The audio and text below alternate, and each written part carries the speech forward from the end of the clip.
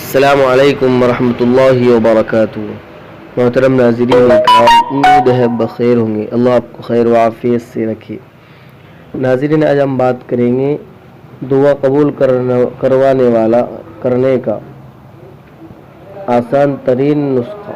یہ آپ صلی اللہ علیہ وسلم کا بتلایا ہوا عمل ہے کہ جو بندہ اس طریقے پر دعا کرتا ہے، اللہ اس کے ہر حاجت، ہر سوال کو پورا کرتے ہیں۔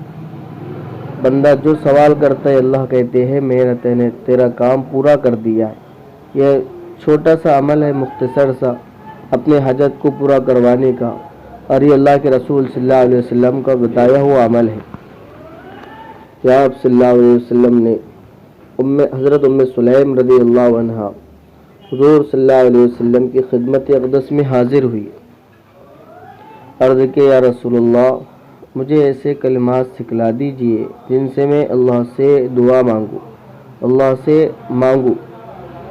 آپ صلی اللہ علیہ وسلم نے فرمایا کہ آپ 10 مرتبہ سبحان اللہ، 10 مرتبہ الحمدللہ اور 10 مرتبہ اللہ اکبر یہ پڑھ کر اللہ سے اپنی حاجات کا، اپنی ضرورت کا سوال کرو، تو اللہ تعالیٰ جواب میں ارشاد فرماتے ہیں کہ میں نے تیرا کام کر دیا۔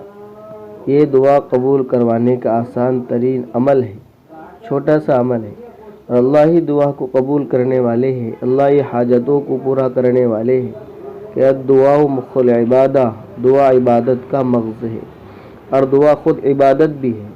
اللہ کے نبی صلی اللہ علیہ وسلم کی حدیث ہے الدعاء هو العبادہ، دعا عبادت ہے۔